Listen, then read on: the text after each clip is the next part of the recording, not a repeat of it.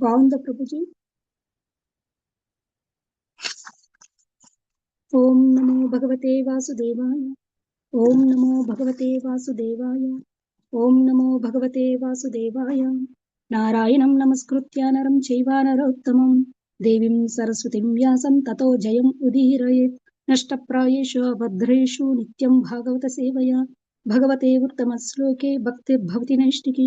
ఓం అజ్ఞానతిమిరంధస్య జ్ఞానాంజనశలాకయా చక్షుర్మిలితం येन తస్మై శ్రీ గురువే నమః.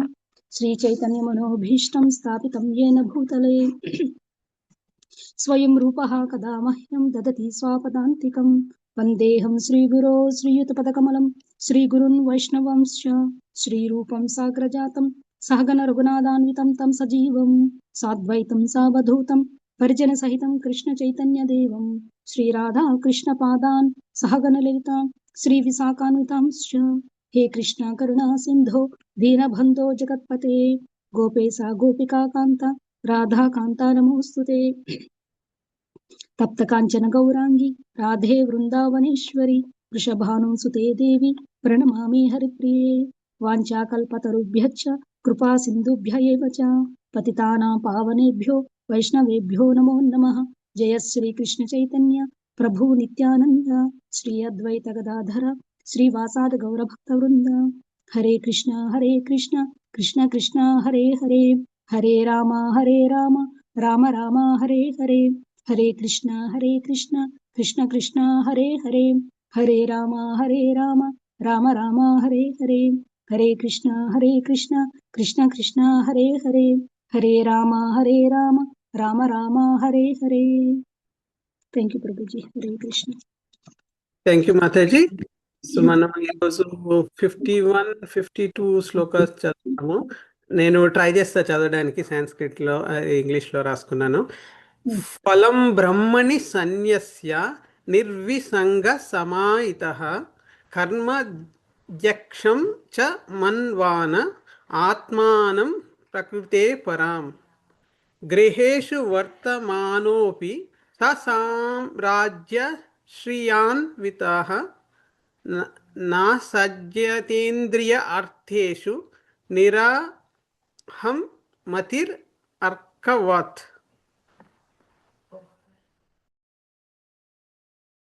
మళ్ళీ మీరు చదవండి మాతాజీ. శ్లోకాలు తాత్పర్యాలు 2 శ్లోకాలు. ఓకే.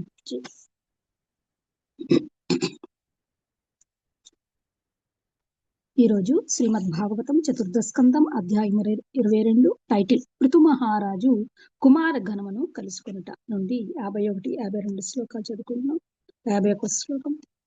ఫలం బ్రహ్మణి సన్యస్య నిర్విషంగః సమాహితః కర్మాధ్యక్షం చ మన్వాన ఆత్మానం ప్రకృతేః పరం.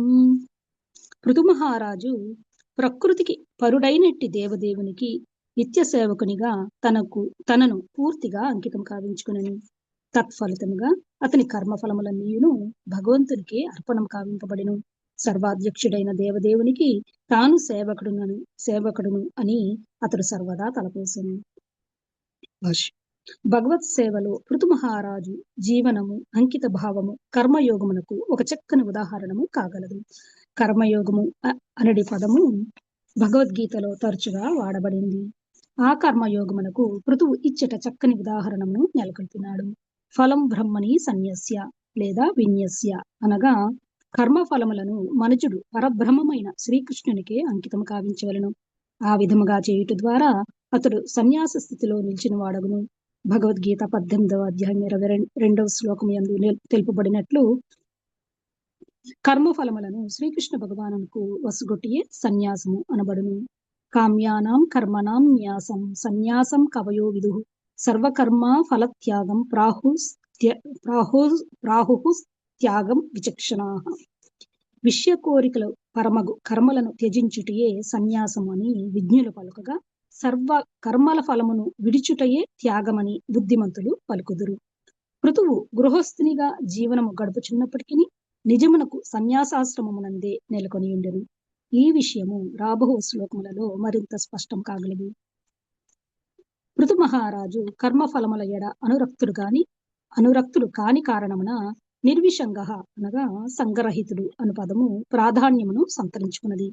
ఈ భౌతిక జగత్తులో ప్రతి ఒక్కడు తాను కూడబెట్టిన దానికి లేదా తాను చేసిన కర్మకు తానే యజమానినని ఎల్లప్పుడూ తలంచుచుండును.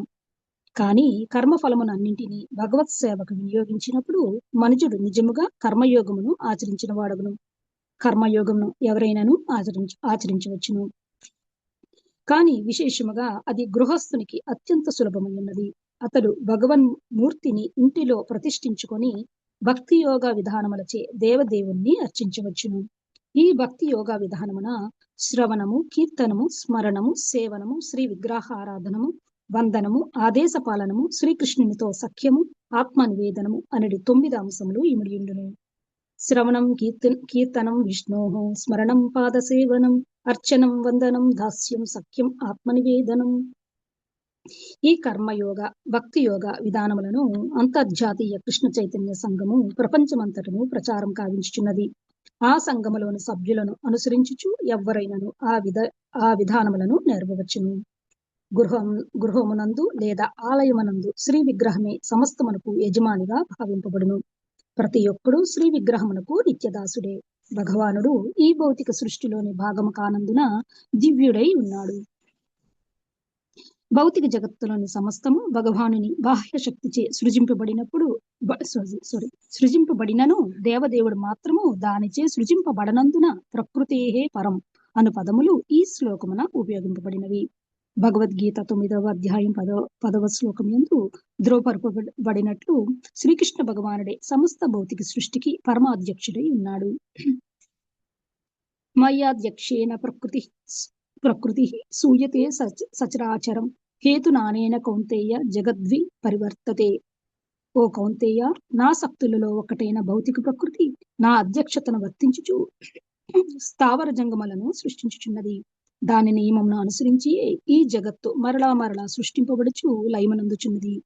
పూర్ణ పురుషోత్తముడు శ్రీకృష్ణ భగవానుని అధ్యక్షతలో ప్రకృతి యొక్క అద్భుతమగు క్రియల చేతనే సమస్తమగు భౌతిక మార్పులు, భౌతిక పురోగతి జరిగిపోచున్నవి.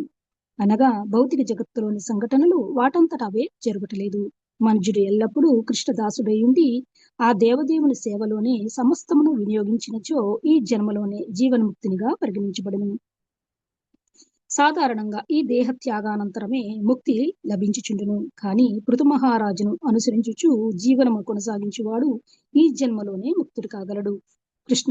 కృష్ణ భావనలో మనుజుని కర్మలకు ఫలితము పరమపురుషుని సంకల్పంపై ఆధారపడి ఉండును. నిస్సందేహముగా అన్ని విషయములలో ఫలితము మనుజుని నైపుణ్యం పైన కాక భగవానుని సంకల్పము పైననే పూర్తిగా ఆధారపడి ఉండును. ఫలం బ్రహ్మణి సన్యస్య అను దాని నిజమైన భావము ఇదియే. భగవత్ సేవకు అంకితమైన వాడు తనను తాను యజమానిగా లేదా అధ్యక్షునిగా భావించరాదు. అట్టివాడు తన కర్మను భక్తి యోగమనందలి విధి నియమములను అనుసరించి వనరించవలను. అతని కర్మలకు ఫలితము పూర్తిగా భగవద్ ఇచ్చ పైననే ఆధారపడి ఉండును. 52వ శ్లోకం. 1 సెకండ్ కొంచెం.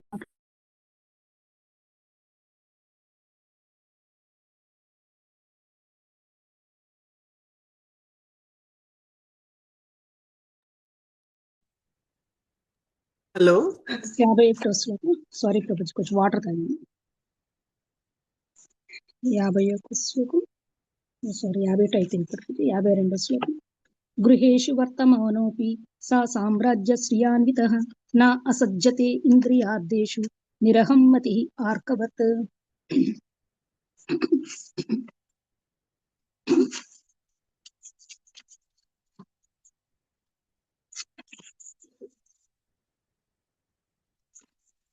సమస్త సామ్రాజ్య సంపత్తిచే మిగుల ఐశ్వర్యవంతుడైన పృథువు గృహస్థునిగా కొనసాగెను.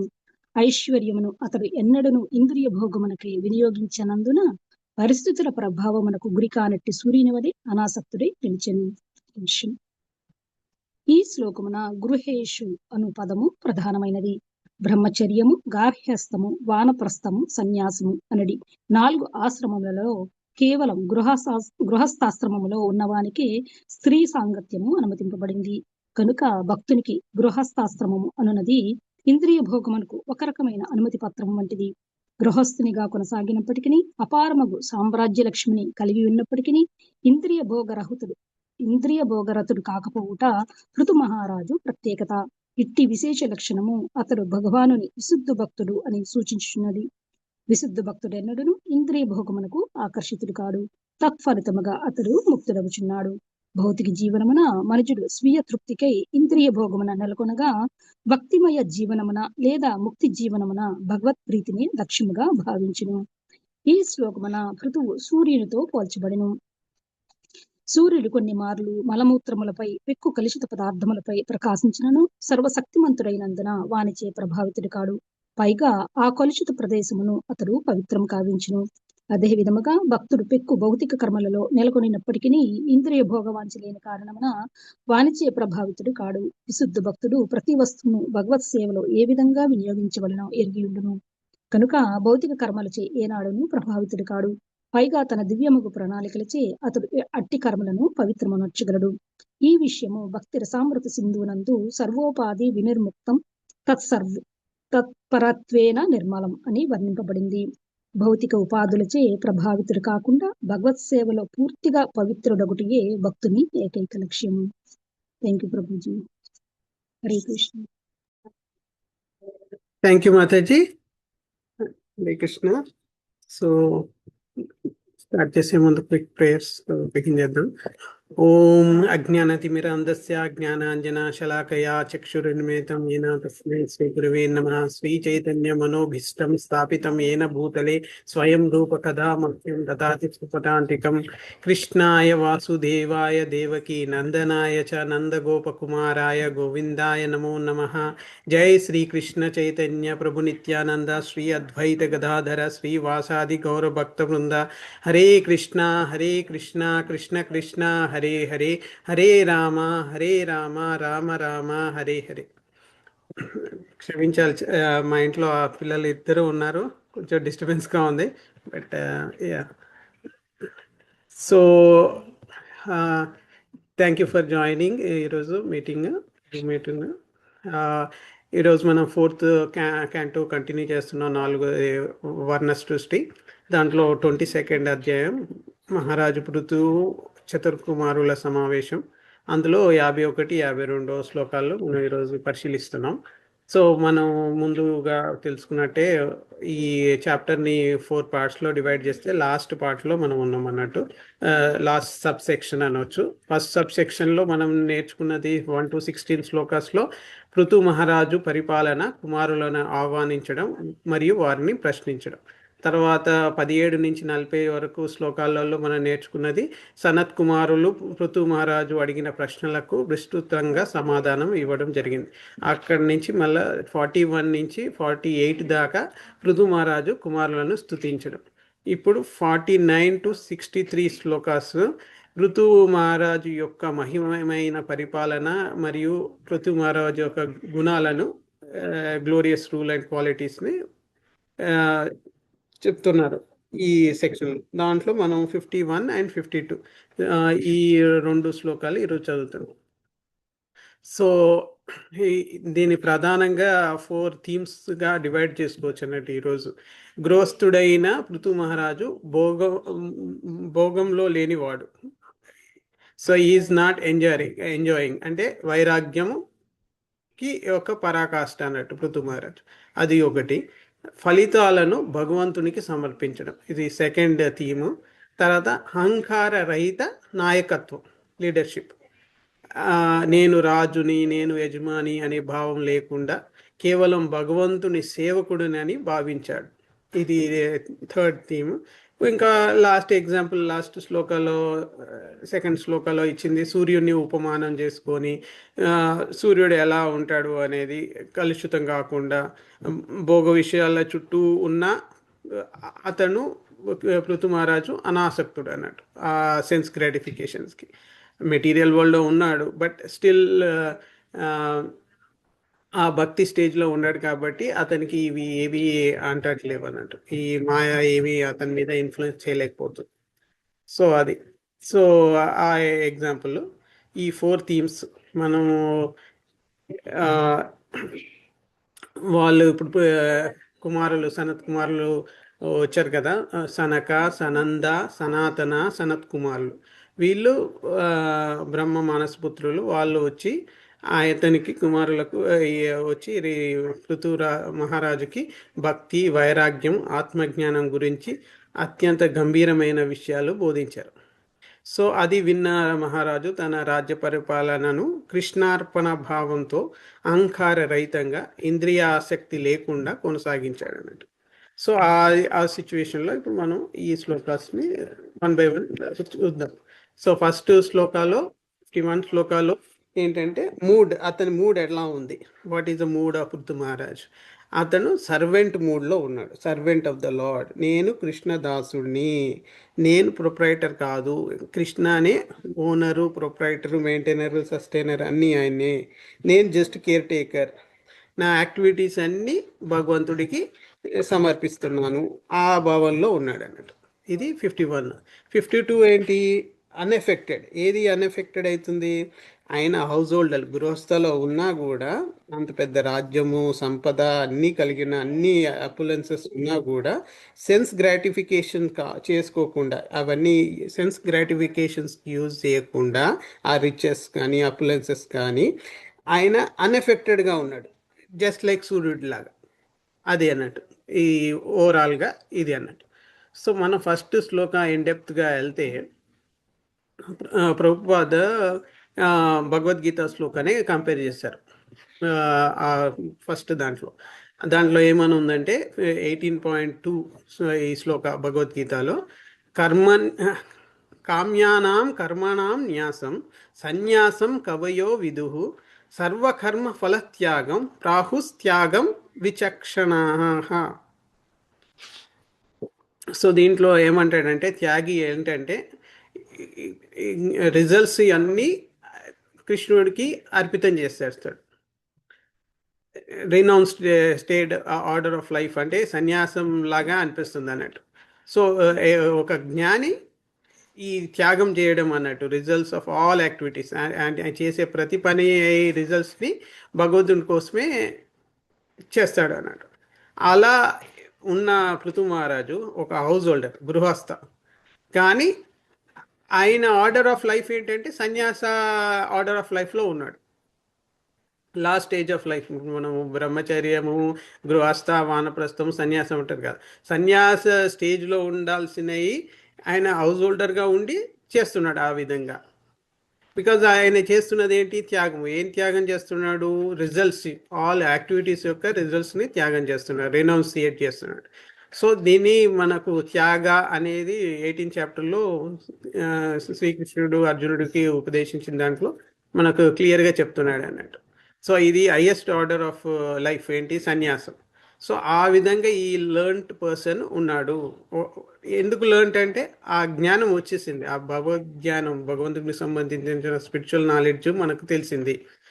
ఆ సంబంధం రీఎస్టాబ్లిష్ అయింది. మన సోల్కి సూపర్ సోల్కి ఉన్న రిలేషన్షిప్ మనకు భగవద్గీతలో ఒక శ్లోకాల్లో చెప్తాడు, నేను సీడ్ గివింగ్ ఫాదర్ అని, నేను బీజ ప్రదాపిత అని ఈ లోకం సృష్టికి అన్నిటికీ.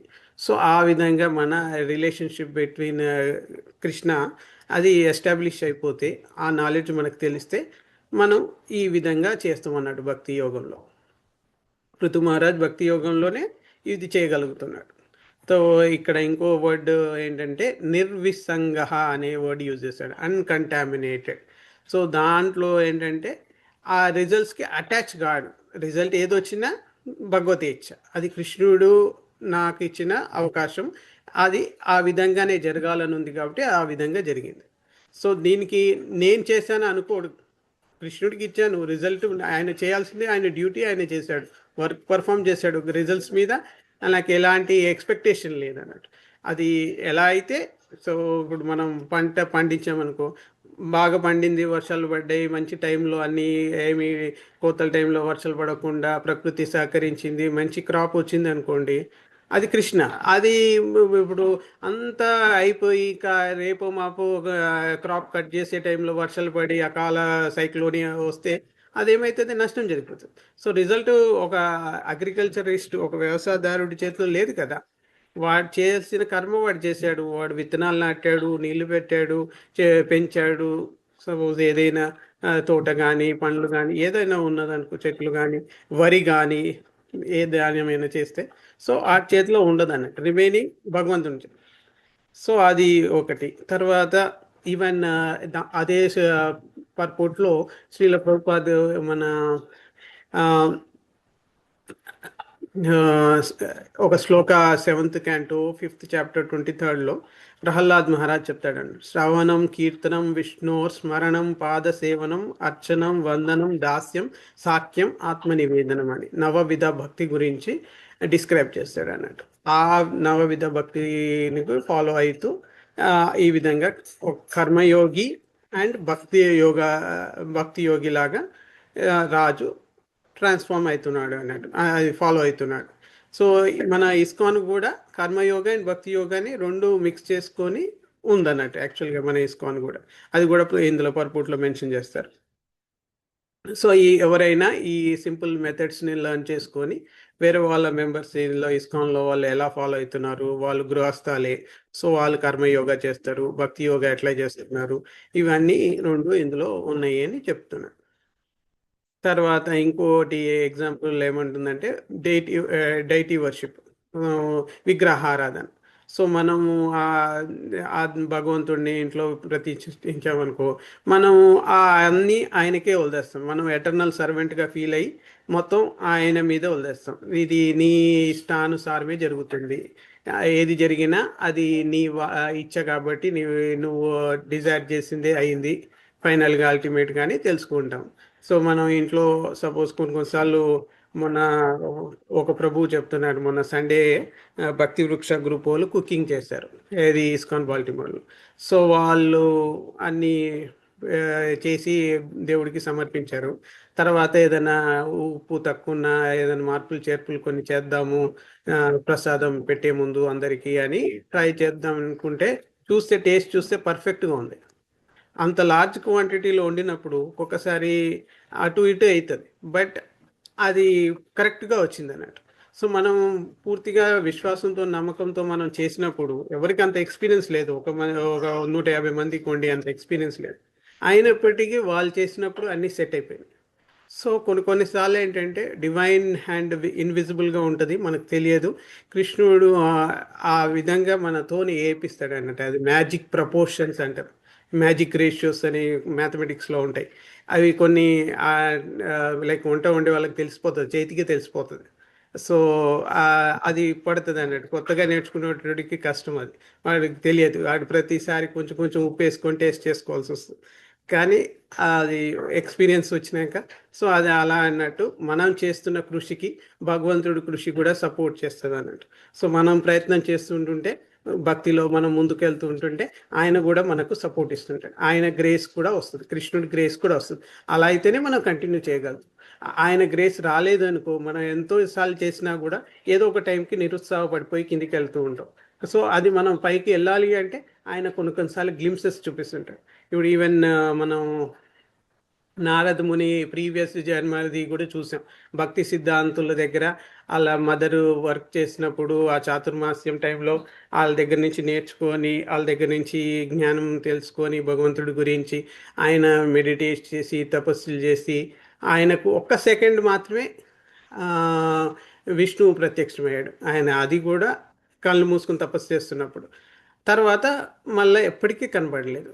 తర్వాత ఆకాశవాణి ఏం చెప్తుంది, ఇంకా ఈ లైఫ్ టైంలో నీకు కనబడదు, నువ్వు ఈ విధంగానే ఈ లైఫ్ ఎండ్ చేయాలి, నెక్స్ట్ లైఫ్లో నీకు దర్శనం కలుగుతుంది చెప్తాడు. నెక్స్ట్ లైఫ్లో ఏకంగా నారదుడిలాగానే పుడతాడు, అన్ని లోకాలకు ఎప్పుడంటే అప్పుడు విష్ణువు లోకానికి వైకుంఠానికి వెళ్ళే ఆ సామర్థ్యం ఆయనకు వస్తుంది, అన్ని లోకాలు సంచారం చేస్తూ ఉంటాడు ఎలాంటి వెహికల్ లేకుండా కూడా, ఆకాశ మార్గం. సో అది మనం చూసుకోవచ్చు అన్నట్టు. అంటే ఇప్పుడు ఒక్కసారే కనబడ్డాడు, అది కూడా కళ్ళు మూసుకున్నప్పుడే కనబడ్డాడు, ఇంకా కనబడనని చెప్పాడు, అయినప్పటికీ ఆయన భక్తిని కంటిన్యూ చేశాడు, అది మనకు కావాల్సిన ఇంపార్టెంట్ లెసన్ అన్నట్టు. సో మనం కూడా భక్తిని కంటిన్యూ చేయాలి అన్నట్టు. మనకు కొన్నిసార్లు గ్రేస్ కనబడుతుందా లేదా అనేది చెప్పలేం. కొందరికి ప్రీవియస్ లైఫ్లో ఉన్న కర్మ ప్రకారం కొన్నిసార్లు తొందరగా అవుతుంది, కొందరికి ఎన్నో జన్మలు పట్టచ్చు. సో మనం కంపారిజన్ చేసుకోలేము, మనకు రావాలి అని కూడా కోరుకోలేము.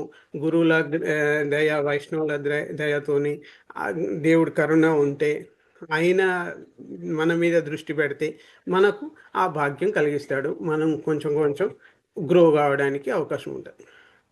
సో ఇందులో ప్రభుపాద గారు కూడా ఇది 9.10 శ్లోక రిఫర్ చేశారు 9th చాప్టర్లో. మయా అధ్యక్షేణ ప్రకృతి సూయతే సచరాచరం హేతునానేన కౌంతేయ జగద్విపరివర్తతే. సో ఈ మొత్తం ఈ నేచర్, మెటీరియల్ నేచర్ అంతా నా డైరెక్షన్లో పనిచేస్తుంది. సో ఈ moving and non living beings కూడా నేను కంట్రోల్ చేస్తాను. అది ఆటోమేటిక్గా క్రియేట్ అయితే, డిస్ట్రాయ్ అయితే, అండ్ మళ్ళా సృష్టి ఎలా జరుగుతుంది అని క్రియేషన్, ఎనిహిలేషన్ గురించి చెప్పాను. సో సో ఇందులో ఇంకా ప్రభుపాద గారు ఏం మాట్లాడుతుంటే, జీవన్ముక్తి, లిబరేటెడ్ సోల్ అంటే ఈ లైఫ్ టైంలో ఉన్నప్పుడే, అంటే రమణ మహర్షి లాగా లైఫ్ టైంలో మనం జీవించున్నప్పుడే, ఈ మెటీరియల్లో ఉన్నప్పుడే మనం ముక్తిని పొందగలుగుతాం, అంటే లిబరేటెడ్ స్టేజ్లో ఉంటాం. ఇంకా మనకు ఎలాంటి ఫిజికల్ పెయిన్ కానీ, మీ సెన్సెస్ కానీ ఏ దాన్ని మనని ఎఫెక్ట్ చేయలేము. అంటే ఇప్పుడు ఏదైనా రక్తం వచ్చి బ్లీడ్ అవుతున్నా కూడా doesn't give any pain to the body, pain to the person. ఎందుకంటే ఈ లిబరేటెడ్ స్టేజ్ ఆల్రెడీ జీవన్ముక్తుడు అన్నట్టు ఆ స్టేజ్కి వెళ్ళిపోతారు. భక్తి యోగా చేస్తుంటే కూడా ఆ స్టేజ్కి కూడా వెళ్ళొచ్చు. అది ఇప్పుడు ఆయన పృథు మహారాజు సిచ్యువేషన్ కూడా అలా ఉన్నాడు, జీవన్ముక్తు. ఆయన రాజ్య పరిపాలన ఒక ఐడియల్ కింగ్ లాగా పరిపాలిస్తుండు. మనం ఇంతకుముందు మాట్లాడుకున్నాం, రాముడు ఐడియల్ కింగ్, రాజు పరిపాలించాడు. ఆయన ముందు ఈ శక్తావేశ అవతారం పృథు మహారాజు. కాబట్టి అప్పుడు ఐడియల్ రూల్ అంటే పృథు మహారాజు రూలే. సో శ్రీరాముడి కన్నా ముందు ఉన్న ఐడియల్ రూల్ ఏంటి అంటే పృథు మహారాజు రూల్. మనకు శ్రీరాముడు వచ్చినాక శ్రీరాముడు రూల్, రామరాజ్యం అని ఇప్పటికి కూడా మనం అంటాం ఇండియాలో. సో అది ఐడియల్ రూల్ అంటే, కింగ్ ఎలా ఉండాలి అనేది మనకు చూపిస్తున్నాడు. సో దాని గురించి కూడా మనం ఇక్కడ మాట్లాడుకోవచ్చు. సో ఇన్ ద ఎండ్ దీన్ని మనం సమరైజ్ చేయాలనుకుంటే ఎలా ఈ శ్లోకాన్ని 51st శ్లోకాన్ని మనం ఎలా చూడాలి అంటే, నిజమైన సన్యాసం అంటే బట్టలు మార్చుకోవడం, ఈ ఆరెంజ్ డ్రెస్ వేసుకోవడం కాదు. మన ఫలితాలు, మనకు యాక్షన్స్తో వచ్చిన రిజల్ట్స్ని కృష్ణునికి అర్పించడం. పృథు మహారాజు గృహస్థుడైన ఆయన అంతఃకరణలో సన్యాసి లాంటివాడు. ఈ పని నేను చేశాను అనే భావం ఉండకూడదు, ఫలితం నీకే కృష్ణ అనే భావం మాత్రమే మనం పెట్టుకోవాలి. సో ఈ ఫలితము నీదే కృష్ణ, నీకే కృష్ణ అని మనం పెట్టుకోవాలి. ఈ పని నేను చేశాను అనేది అనుకో. తర్వాత నిర్విషంగ అనే వర్డ్ కూడా ఉంది ఇందులో. ఆసక్తి లేకుండా, కలుషితం కాకుండా, రాజుగా ఉన్న ఆయన అహంకారం, స్వార్థం, ఓనర్షిప్ లేవు, ఆ భావన లేదు. లోకంలో అందరి మనుషులని మామూలుగా ఈక్వల్గానే చూశాడు.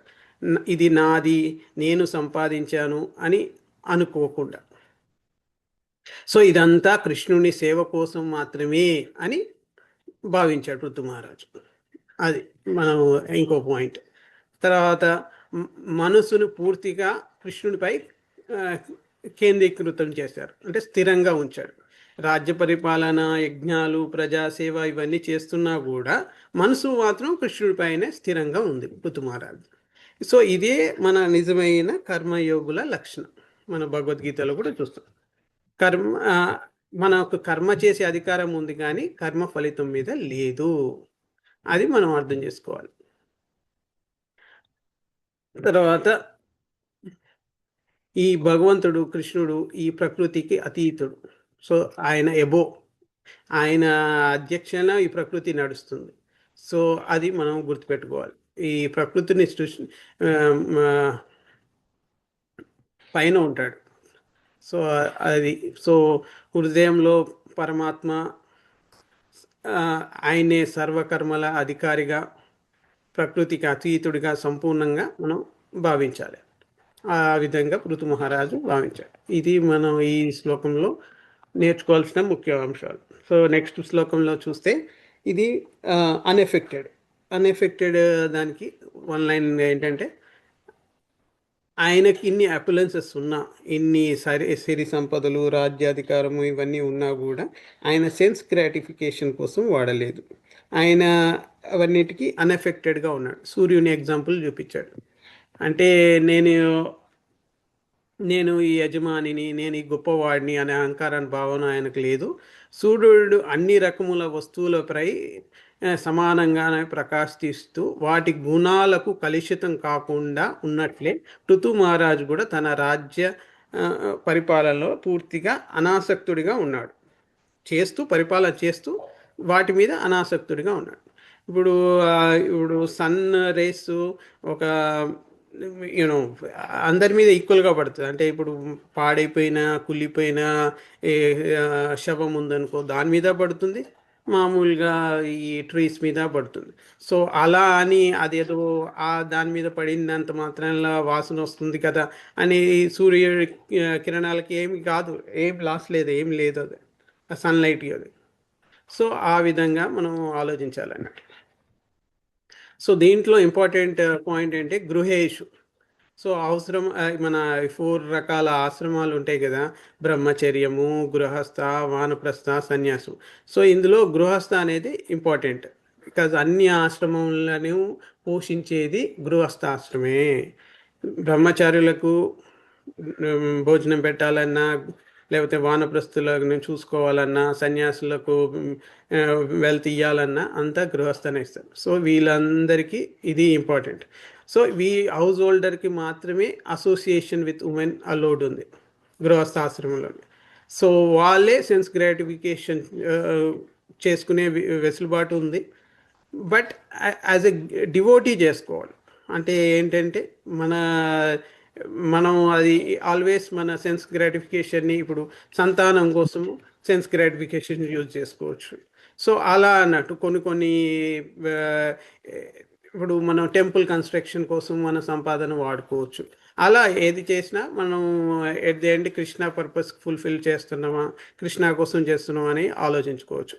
సో ఇక్కడ పృథు మహారాజుని చూసి మనం నేర్చుకోవచ్చు. బికాజ్ మనం అందరం గృహస్థుల్లో దాంట్లో ఆశ్రమంలో ఉన్నాం కాబట్టి మనం ఆయన చూసి ఇది నేర్చుకోవచ్చు అన్నట్టు. ఎలా మనము ఈ సెన్స్ గ్రాటిఫికేషన్ కాకుండా, మన సెన్సెస్ కోసం కాకుండా, ఈ భగవంతుడి కోసం ఎలా మనం ఉపయోగించాలి అనేది ఈ ప్యూర్ డివోటీ పృథు మహారాజు కాబట్టి ఎలా అట్రాక్ట్ కాకుండా ఉన్నాడు ఆ మాయకి, ఆ సెన్స్ గ్రాటిఫికేషన్కి, ఎలా లిబరేట్ అయ్యాడు, జీవన్ముక్తుడు ఎలా అయ్యాడు అనేది అన్ని మనం చూసుకోవచ్చు అన్నట్టు ఆయన లైఫ్లో మనం చూసి. సో ఇక్కడైతే ప్రభుపాద గారు sunshine on stool or urine, so many other polluted things, but since the sun is all powerful, it is never affected by the polluted things with which it associates. On the contrary, sunshine sterilises and purifies polluted and dirty places అని ఎగ్జాంపుల్లో పరిపోర్ట్లో ఉందన్నట్టు. So ఎలా అయితే ఆ sunshine వల్ల ఈ sterilise అవుతుంది, purify అవుతుంది, అవి అంతా డ్రై అయిపోతుంది. ఆఫ్టర్ ఈ శవమైనా లేకపోతే ఏదైనా కుళ్ళిపోయిన వస్తువు అయినా ఎండిపోయి డ్రై అయిపోతుంది. సో ఆ విధంగా జరుగుతుంది, కానీ సూర్యుడికి ఏం ఎఫెక్ట్ ఉండదు అనే విధంగా ఎగ్జాంపుల్ మనకి ఇచ్చారు, మనకు అర్థమయ్యేటట్టుగా ఉండడానికి. సో సో ఈ ప్యూర్ డివోటీ ఏంటంటే వాళ్ళు ఎవ్రీథింగ్ యూటిలైజ్ చేసుకుంటారు జీవితంలో కృష్ణుడి సేవ కోసమే. వాళ్ళు ఎప్పుడు ఈ మెటీరియల్ యాక్టివిటీస్తోని ఎఫెక్ట్ కారు. సో అవన్నీ ఏం చేస్తాయి అన్నట్టు అంటే వాళ్ళని ప్యూరిఫై చేస్తాయి. ప్యూరిఫై చేస్తే ఏంటి, మనకు సర్వోపాధి వినిర్ముక్త తత్ పరత్వేన నిర్మలం అని భక్తి రసామృత సింధులో ఉందన్నట్టు. ఏంటంటే కంప్లీట్గా ప్యూరిఫై అయిన డివోటీ ఈ సర్వీస్ ఆఫ్ ద లార్డ్లో ఉన్నాడు. ఆ మెటీరియల్ డెసిగ్నేషన్స్ ఉన్నాయి, నేను రాజునా, నేను ప్రైమ్ మినిస్టరా అనే తేడా ఉండకుండా భక్తి యోగాల్లో ప్రాపర్గా సిచ్యువేటెడ్ అయి ఉంటాడు. సో అంటే ఎగ్జాంపుల్ ఎట్లా అంటే, ఇప్పుడు ఇప్పుడు మనం భార్య పిల్లలతోని బాధ్యతలో ఉన్నాము, ఆయన రాజ్యంలో ఉన్నాము. అయినప్పటికీ మనం అన్నిటికీ అన్అటాచ్గా ఉంటే సాధ్యమే. అంటే గృహస్థులకు గృహస్థ లైఫ్లో ఉన్నప్పటికీ మనం కృష్ణుడిపై మన మనస్సును పెట్టినప్పుడు మనం ఏ బంధనాలు, ఏ అటాచ్మెంట్ ఉండదు. ఇది భాగవత ధర్మం అన్నట్టు. ఇది గొప్ప ఎగ్జాంపుల్ ఇది. అంటే ఇప్పుడు గృహంలో ఉన్న గృహంలో లేని వాడిలా. సో మన మనసంతా కృష్ణుడే ఉన్నప్పుడు మనం ఇందులో ఉన్నప్పటికీ ఈ ప్రపంచంలో మెటీరియల్ వరల్డ్లో ఉన్నప్పటికీ కూడా మనకి ఇవి బంధకాలు కావు, ఇవి గృహము ఇబ్బంది కాలేము అన్నట్టు. సో అది మనం ఇక్కడ తెలుసుకోవచ్చు. సో చిత్తశుద్ధి ఏంటంటే మన నిజమైన విరక్తి అనేది స్థానం మార్చుకోవడం కాదు, చిత్తాన్ని శుద్ధి చేసుకోవడం అని తెలుసుకోవాలి. మన చిత్తాన్ని శుద్ధి చేసుకోవాలి, మనం ఉండే పొజిషన్ కాదు. సో అది మార్పు అయిపోతే నేను ఈ కుటుంబం నుంచి వెళ్ళిపోతే నేను సన్యాసి అయితేనే నేను భక్తి చేయగలుగుతా, నేను ఈ కుటుంబంలో ఉంటే ఈ ఏ, గృహస్థ లైఫ్లో నేను చేయలేను భక్తి అంటే అది దారుణం అన్నట్టు. అది రాంగ్, అలా అనుకోకూడదు. గృహస్థలో ఉండి మనం మంచి భక్తి చేయగలుగుతాము. మనకు ఎగ్జాంపుల్ పృథు మహారాజు అని మనం ఈ విధంగా ఆలోచించాలి.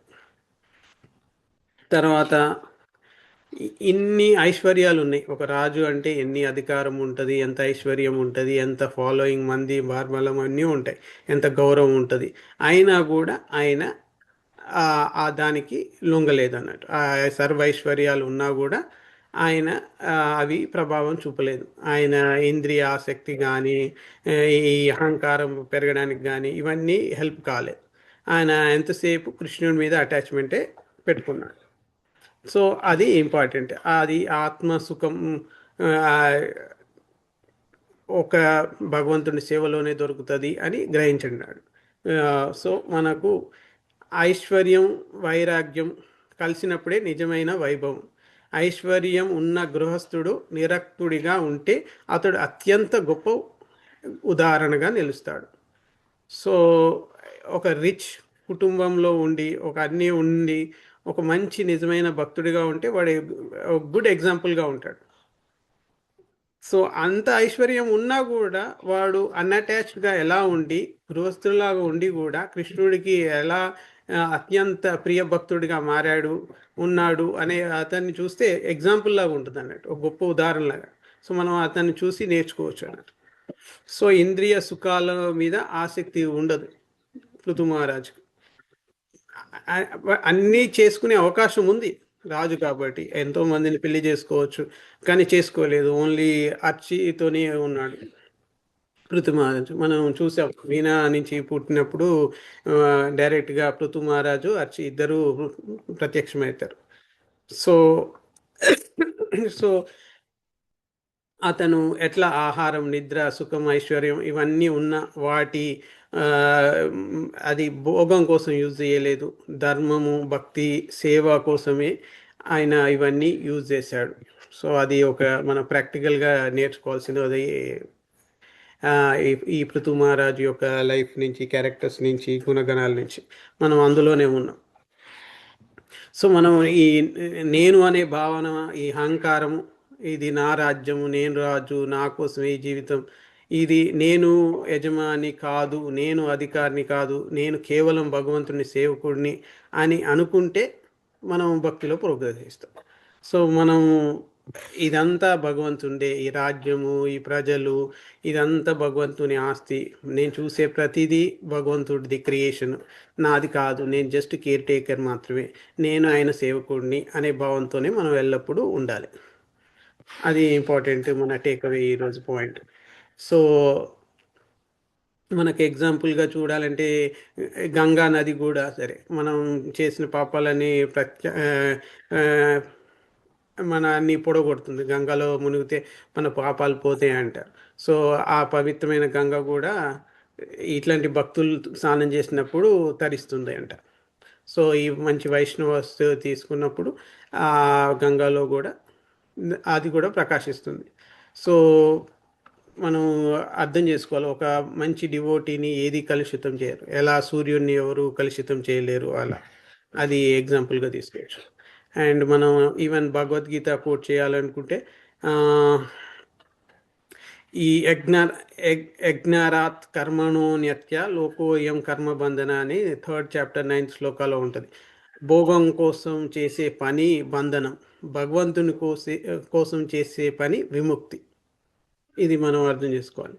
తర్వాత ఆల్రెడీ మనం ప్రభుపాద గారి పర్పుట్లోనే చూసాము, మయ్యాధ్యక్షైన ప్రకృతి అని భగవద్గీత 9th చాప్టర్ 10th శ్లోకాన్ని. తర్వాత అహంకార రహితంగా ఎలా ఉండాలి అనేది మళ్ళా థర్డ్ చాప్టర్ 27 శ్లోకాలో కూడా ఉంటుంది. నేను కర్త అనే భావన కాకుండా ఇది కృష్ణుడు కర్త అనే భావనతో ఉంటే అది కూడా పోతుంది. సో మనకి ఇంకోటి గృహస్థుడైన యోగిలాగా ఉన్నాడు, ఒక కర్మయోగిలాగా ఉన్నాడు. సో అది మనం తెలుసుకోవచ్చు. సో మనం పురాణాలు ఎగ్జాంపుల్ చూసుకుంటే రామాయణంలో జనక్ మహారాజు గృహస్థుడు, జ్ఞాని, రాజ్య పరిపాలన చేస్తూ అంతరంగంలో పూర్తిగా కృష్ణ మీద, భగవంతుడి మీద జ్ఞానం చేస్తూ, నారాయణ మీద ధ్యానం చేస్తూ ఆయన లిబరేషన్ పొందాడు.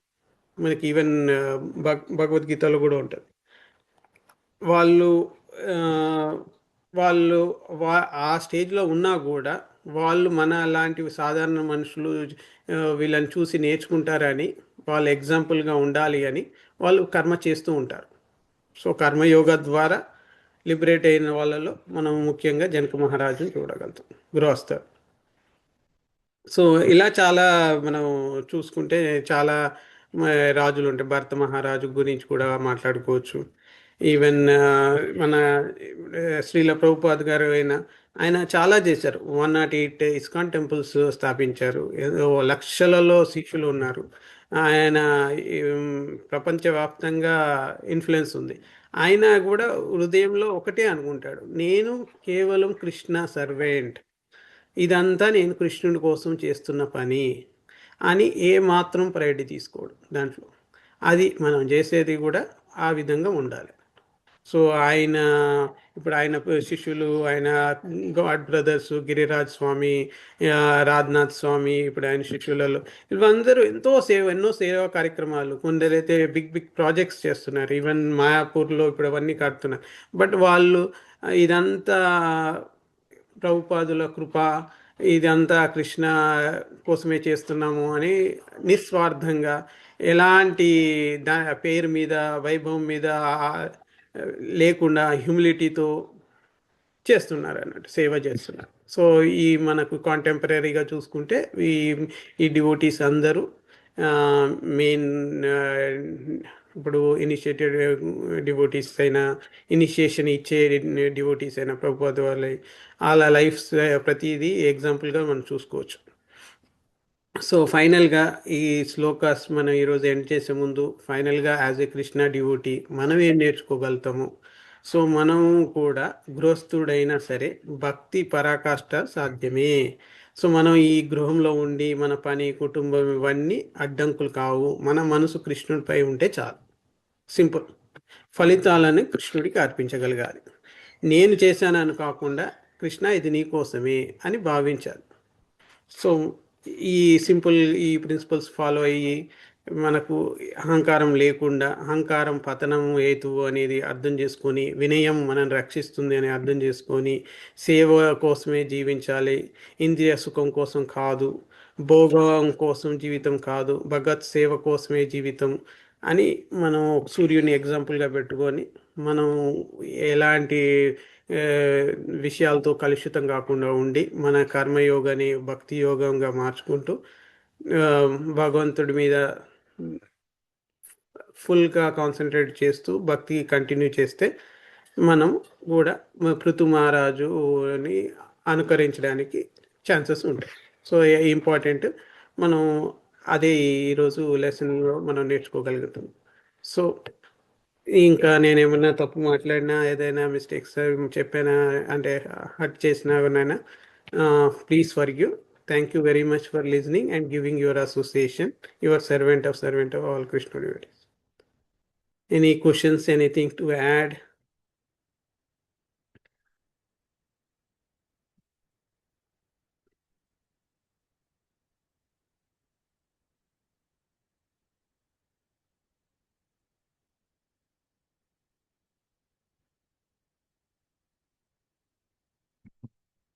సో ఈరోజు కన్క్లూషన్ కూడా సేమ్, మనం గృహస్థలో ఉన్నాము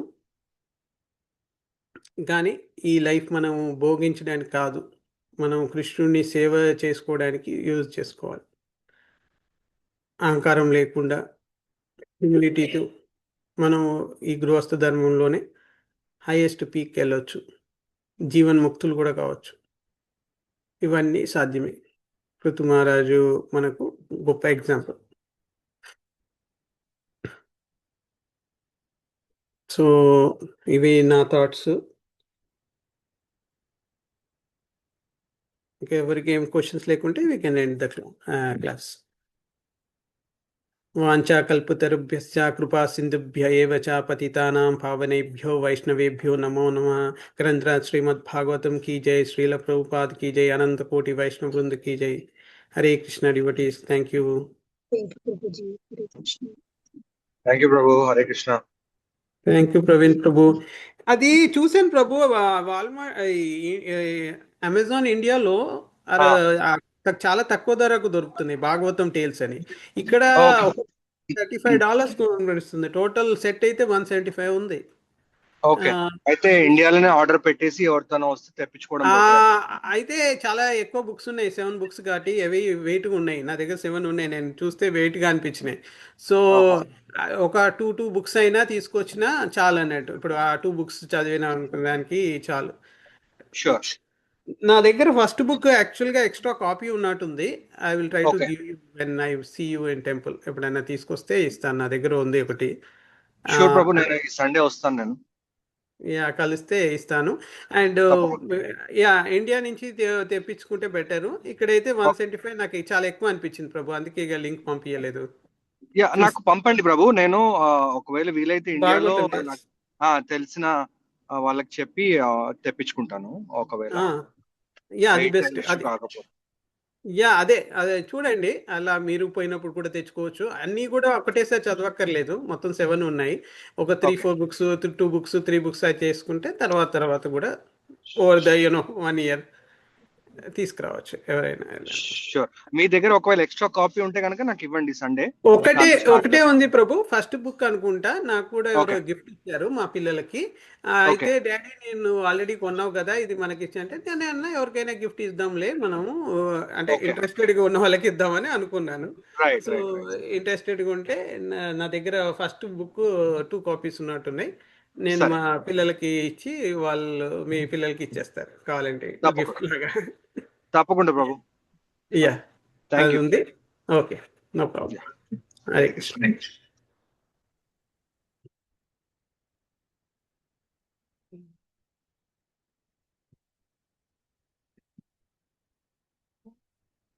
ఓకే, క్లాస్ ఎండ్ చేద్దామా?